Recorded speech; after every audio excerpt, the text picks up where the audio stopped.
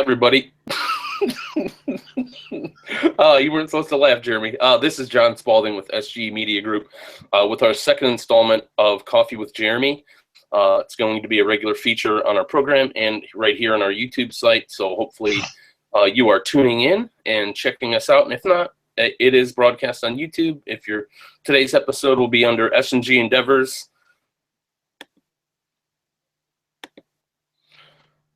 Sorry about that. Today's installment, we're going to be talking about collaboration and engagement. And so you'll be able to search S&G Endeavors, collaboration, and engagement in order to find this video on YouTube. So without further ado, I have Jeremy Grandstaff, who is our principal consultant with S&G Endeavors, and he has graciously acted as our host, and will be carrying our conversation around collaboration and engagement. So hi, Jeremy. How are you today? I'm great, John, and I want to thank everybody for joining me for Coffee with Jeremy. Really excited. This is a bit more formal, I think, than Coffee for Jeremy will probably tend to be. We kind of started last week with a periscoped video, just with a brief kind of one-way soliloquy, if you will, from me on collaboration and engagement and how that kind of stuff works. And we're hoping that as we move forward, we'll have kind of the weekly Wednesday Coffee with Jeremy. We can get into discussions of a lot more things than just collaboration, but we've chose collaboration and engagement for our time today. So very excited to be working with John to host today, and it gives us the opportunity to talk a little bit, John, about what the media group is doing as well. And so I'm really excited that you could join this week. Just a preview of what we're going to be hitting on next week. Next week, I'll be on the road, making some trips to Oakland for one of our clients, Bike East Bay. And we'll be talking with a couple other people in the Oakland, San Francisco area. And also checking in with our client Asakura Robinson in Austin and Houston. Hopefully we're going to be able to maybe do a couple pop-in videos, and we'll showcase those as part of next week's Coffee with Jeremy, and we'll continue that tradition. So stay tuned to YouTube, Facebook, Twitter, LinkedIn. We're blasting it out everywhere. So thanks for joining me for today's conversation, John. Do we have anybody else joining us online? No, not yet. Not yet. I think once people start to understand that we will be meeting for Coffee with Jeremy on Wednesdays, then we'll be able to increase that base. Yep, and we're going to use a variety of forums as well. So we'll try to do at least one Google on air chat a month, at least one. We'll do a Periscope every once in a while, a Meerkat every once in a while. So we're really trying to change it up a little bit, helping you see how virtual technology can actually help to spread the word about what you're doing and even engage some of your community. So, and can you move your laptop camera down just a little bit to get you a little bit more centered on the screen? A little bit more. Great, thanks. There we go. Excellent. So I told John today when we started, I had a really great meeting with a colleague of mine named Missy today. And one of the things that we were talking about is how to best have the conversation with your organization or with your client, if you will, as to whether they're ready to even start acting collaboratively. And you know, we'll talk, I'm sure, at some point about, you know, the values of collaboration and what's really important to make sure you've got in common with your client. But I thought Missy really had this neat thing, John, that she was talking about, where she basically said she tries to look at readiness as building a house. And, you know, we can build the structure of the house, but at some point, the organization has to move in to the house. And so the question is, do they want to move in and participate in the decorating process, or do they want to sit back and have someone tell them how it should be done and what it should look like? And obviously we're looking for organizations groups, community efforts, corporations, clients that are looking to participate in that process. And they really want to design it, they want to deliver it, so that when we get into the implementation stage, it's not just 10 or so leaders who are pushing down what's happening, it's all of their stakeholders coming together, having the conversations that they need to have in order to collaborate and build that strategy together. Again, participating in the decoration of the house. And I thought that was such a neat concept, and really, Missy actually told me she was going to be joining this afternoon. So if she does, we'll recognize her again for that kind of tidbit. It took us kind of toward a diatribe, if you will, on different ways that you can help a client get ready for that change. You know, when I think about collaboration and I think about some of the clients that we've worked with, the beauty of what we do is we can work with companies, we can work with government agencies, we can work with community-driven efforts. And so when we talk about collaboration, it's always a little bit different depending on where the client is. I thought what I would do today, John, is maybe just talk. Nebraska Department of Public Health has been on my mind, and so we might move into that project and talk a little bit about how they're bringing communities together to collaborate. Before I do that, though, John, I want to give you an opportunity to reflect on the kind of the parable, if you will, that come out of my conversation with Missy. Do you see it that way, or do you kind of look at that readiness to collaborate a little bit differently? Thanks, Jeremy. I'm not quite sure on how I feel about the inference. I do agree, though, that it is giving people a part in building the house, and that that you kind of fill it in. But I think the bigger discussion point is, what type of person is it? Is it a person that wants to dig in and be a part of that change process, regardless of their position in the organization, or do they want to just wait and have the leaders or have some people bring some choices to them, and more of a forced choice as opposed to being actually engaged in the process of the designing the change? So Well, I don't know, and yeah, so I think that depends on the person. I think some people are brought into the process because they have a keen eye on how the organization works, but they might not necessarily like to be the builder, but they're there because they understand the overall goal. And I think you run into those folks too. I think it's just kind of being aware of the different types of people involved in the organization. The key is about getting a small group, getting a good core group from diverse backgrounds and abilities and positions within the organization to take a part. And or if it's a small organization, getting as many people as you can involved in that planning process. Yeah, I mean, you're kind of really talking about the design team concept. And one of the things that I have definitely learned, there's always the client who wants to quickly do something and quickly make something happen. Once in the last year, I let that happen without using what's called a design team. And that did not get me the results that we were trying to get. And part of the reason is because of that diversity that comes with the design team. So let me take a step back. A design team is a concept that helps. Another word for design team would be planning team. The reason I like to call them the design team is because really the design team's responsible for either designing a process, designing a meeting. They're kind of a group of people who, as John said, are very representative of the whole community. So they can come together. A lot of times I'll use a design team if we host a summit, or if we're using a summit as a way to create a strategic plan. And the design team will have conversations around what's the overall difference that we want to make with that summit. What are the conversations that we need to have at the summit? Who needs to be there, and how are we going to get them there? What are we going to do as a design team or a planning team to get them there?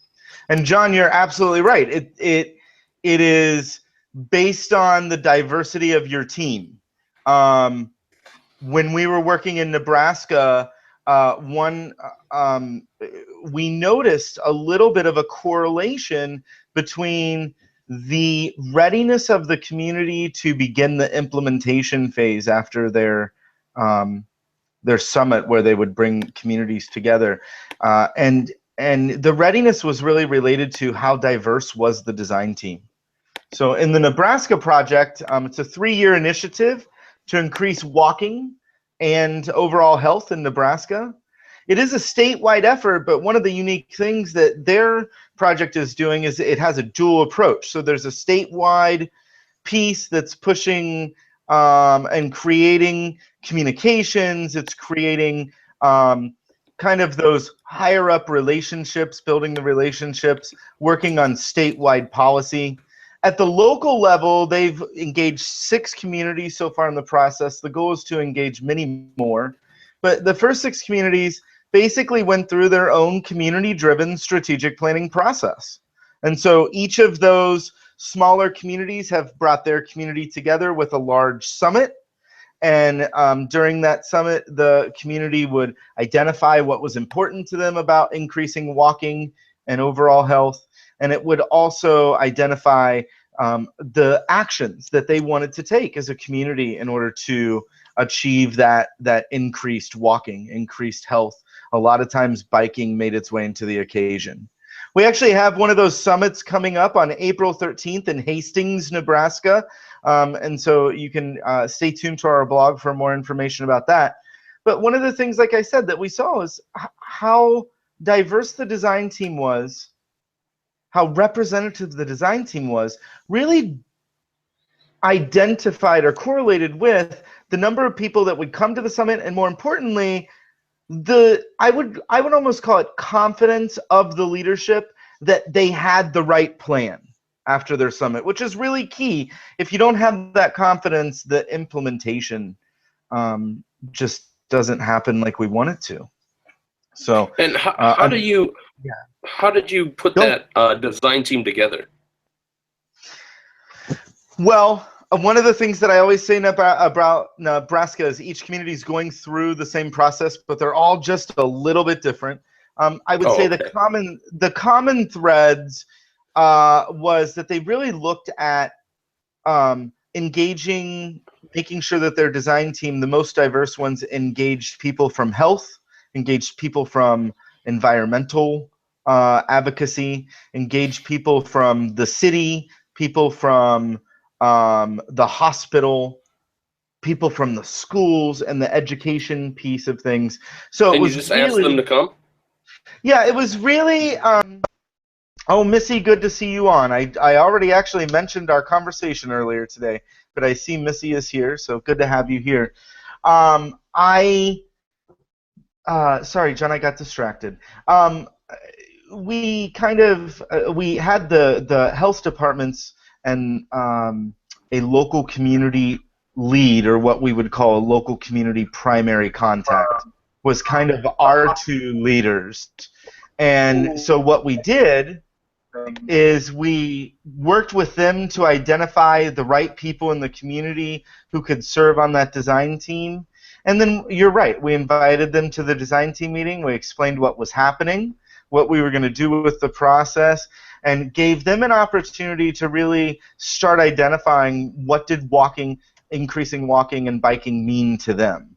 Now, some of our design teams, like I said, were formed very diversely, with lots of diversity.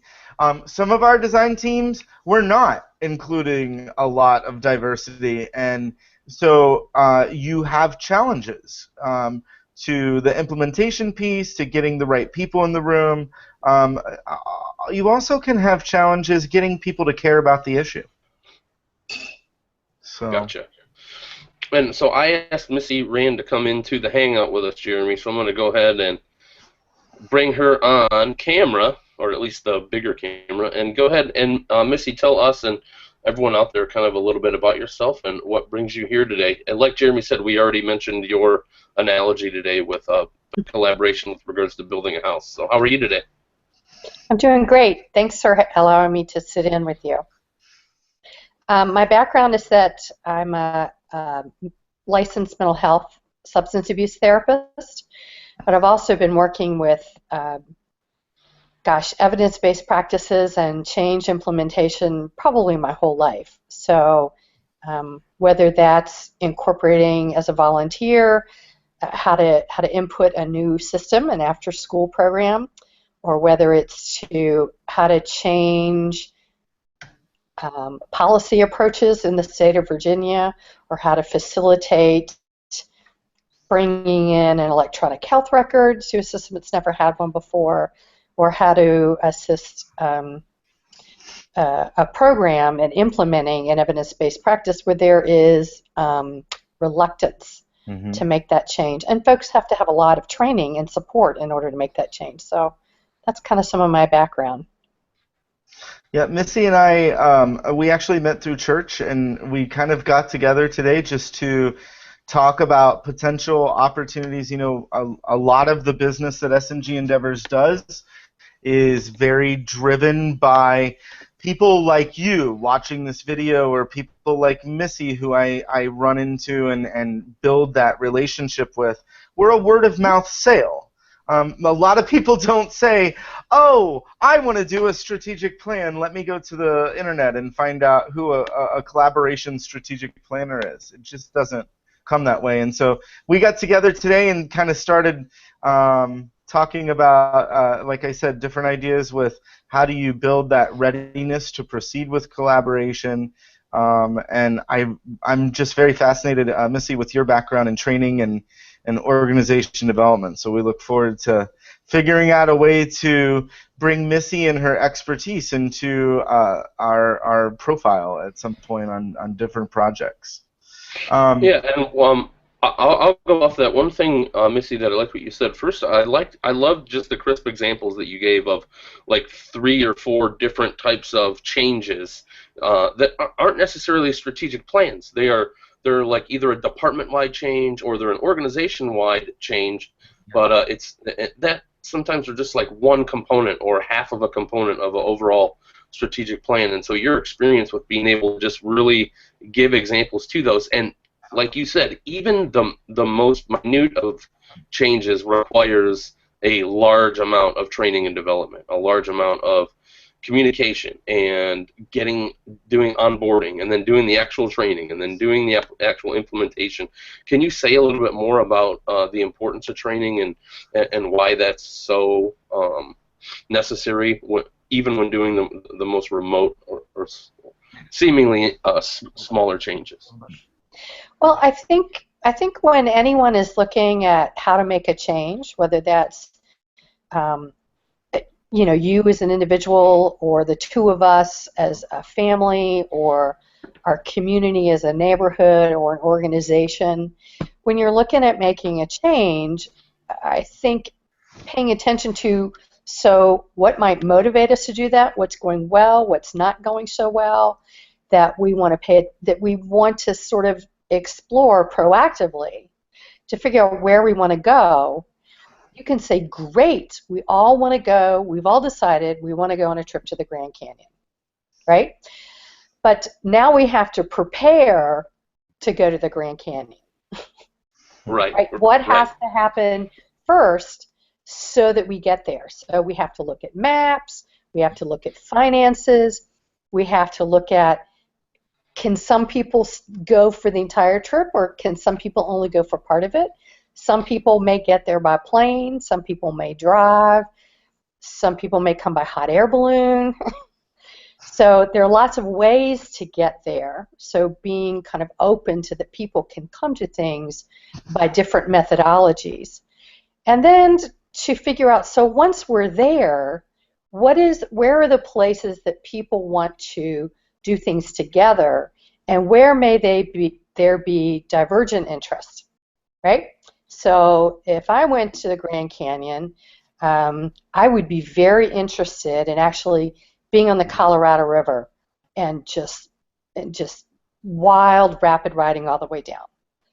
My mother would have no interest in that whatsoever. Right. And so she wants to go to the Grand Canyon, but she doesn't want to participate in that part with me. So we have to find ways for people to also still get their individual needs met while we do the collaborative things that are important to the group. And that's the getting ready for the change. So we have to talk about what needs to be done before we're there, and then once we're there in Colorado, how does that play out? Yeah, I think Missy's bringing up a really good point, and every group is a little bit different. So just as I said with the Nebraska project, we've got 6 different communities going through the project. One of the communities is very focused on biking, walking, trail use, increasing all 3 of those things. 2 of our other communities, they are solely focused on walking, and they just want to talk about walking. They don't feel that they need a larger conversation around biking. One of our communities has a lot of engaged business in their community efforts, and so they're talking a little bit more about how do we connect areas. How do we connect our biggest employer to downtown? Mm-hmm. And so, they're kind of looking at it from that lens, where we've got another community. They do this, oh my goodness, Victorian homes type thing. They have a lot of Victorian houses. And so they're focused on how can we tap into this Victorian house event showcase that's already happening and create walking tours for people to be able to walk from one house to another and learn about the history of the city.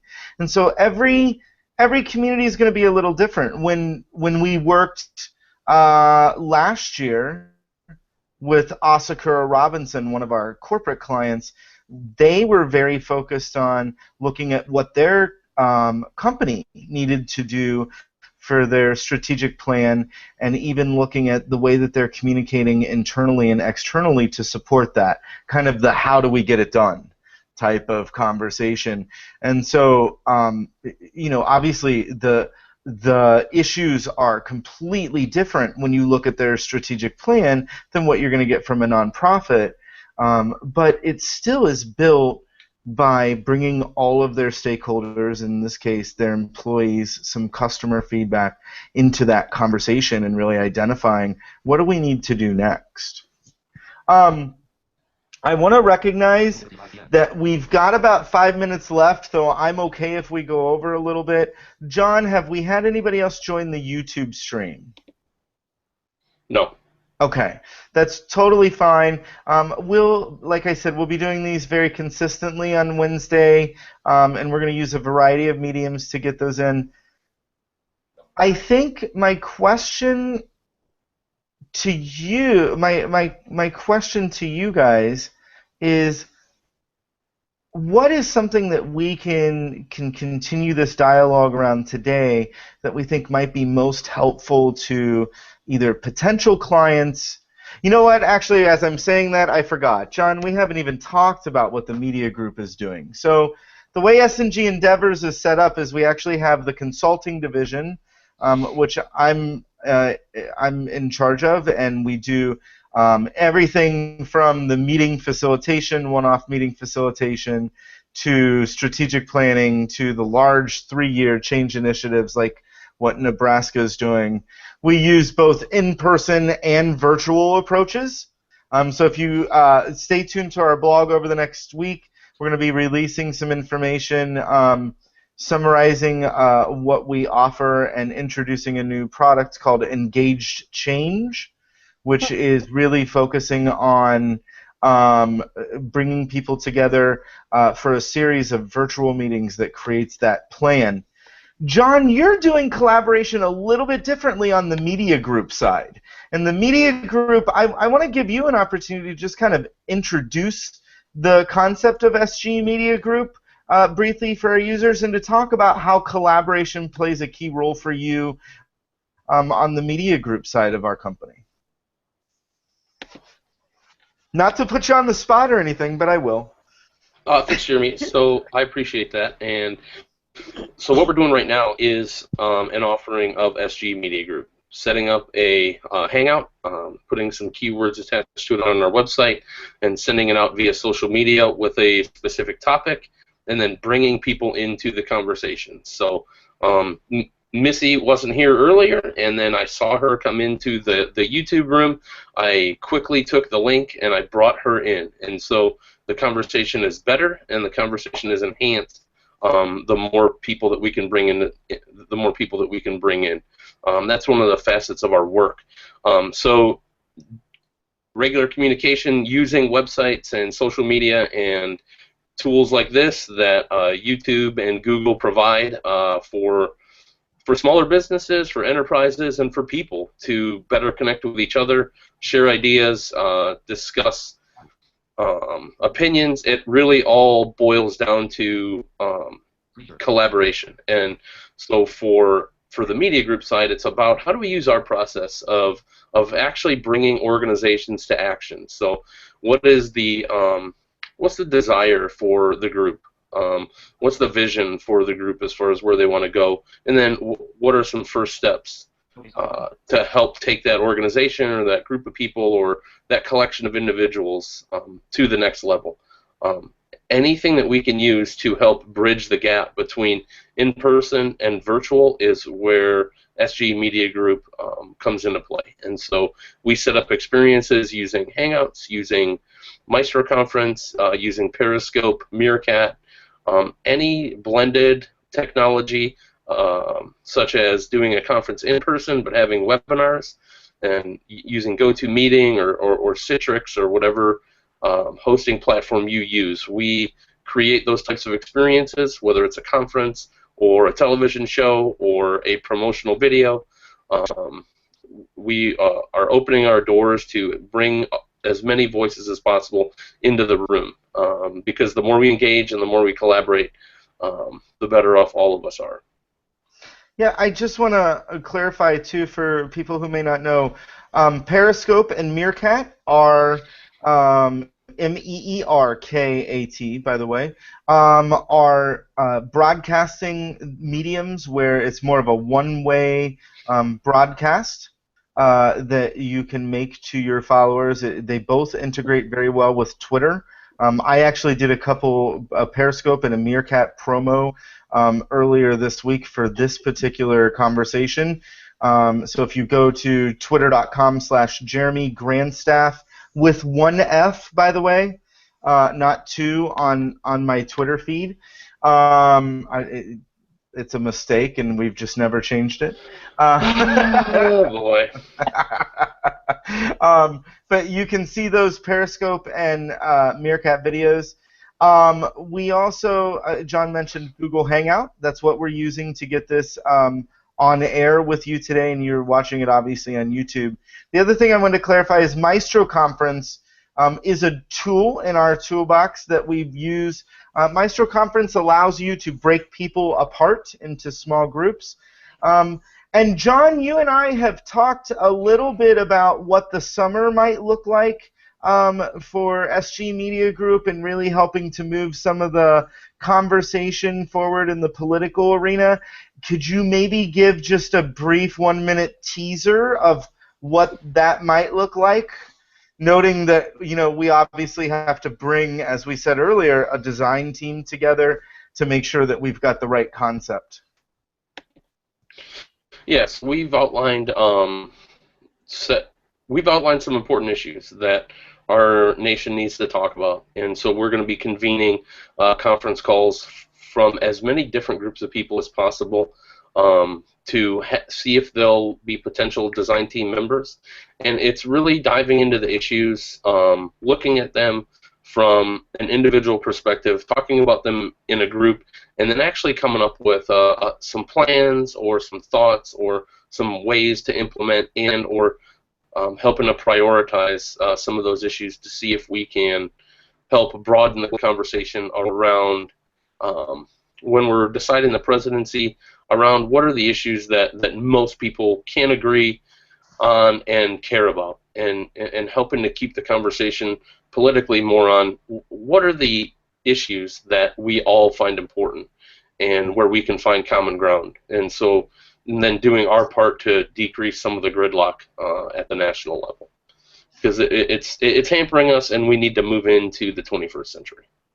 One of our clients, Missy, last year said to me, "Wow, if you guys could just get Congress to go through your process, maybe they could collaborate and get along with each other." And you know, John and I, we may not always agree politically, but we did agree that Congress probably isn't the best place to start, and and that the people are where it counts. So if you're frustrated by politics, you want to get engaged in the conversation, but you're tired of the top-down approach to those conversations, you should definitely stay in tune with our blog at sgendeavors.com/blog, and we'll be announcing more of the lineup of those issues that we'll be getting into.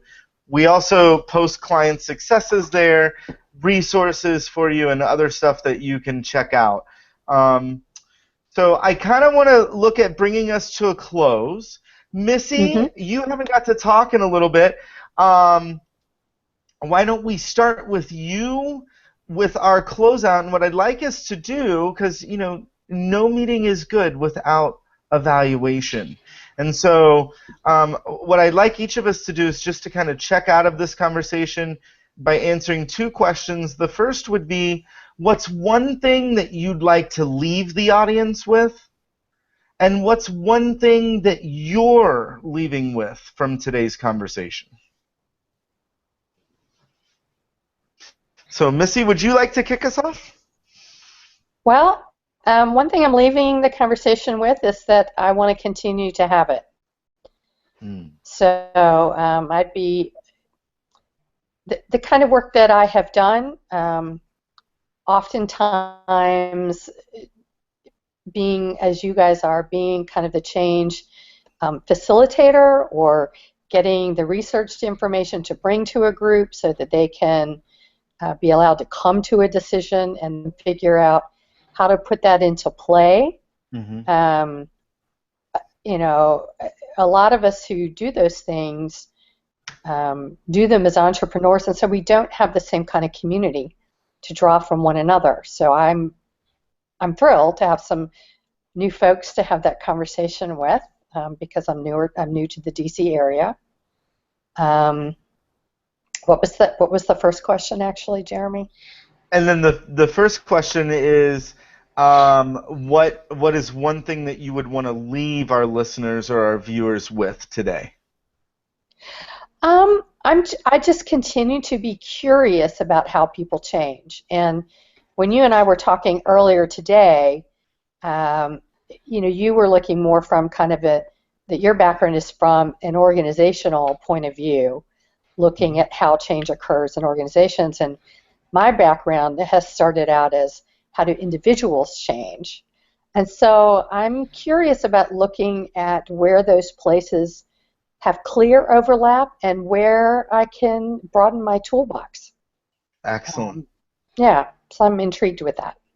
Yeah, that's a good point. And so I would say on that note, thanks, Missy, so much for being here and for providing that. I would say one thing I learned is that I would probably have a tendency not to look at the individual perspective as much. And so it reminded me that I do need to pay attention to that. Even when just talking with people, everyone hears and learns things differently and in a different manner. So I that's a definite takeaway. For the audience, I would say just continue. If you have made it to this point where you have checked out our video and you made it to this point, please stay involved. Come next Wednesday. If you're in the chat room, I will send you a link. The Hangouts allows up to 15 people, so for those 15 people, I will send you the link, and you can come on in and share with us for next week and for future coffees with Jeremy. So, Jeremy, thanks for doing this. Missy, thanks for coming, and for everyone else out there, we look forward to more. Excellent. Well, I want to thank both John and Missy for joining today. I think the key thing that I'm taking away from today's call, and it may just be today in general, is that things really do happen for a reason. And I say that to people all the time.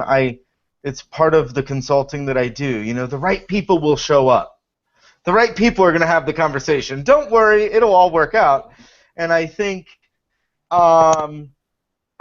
today is a really good example of that, where Missy and I met for coffee, and then you ended up playing a key role in this conversation today and making it really awesome. And so thank you very much for doing that. And I think the thing that I'll leave the audience with is really think, you know, we talk a lot about engagement, and some people will say to me, oh, this is great. I actually told this to Missy today. Oh, this is awesome. You're going to make it feel like people are engaged.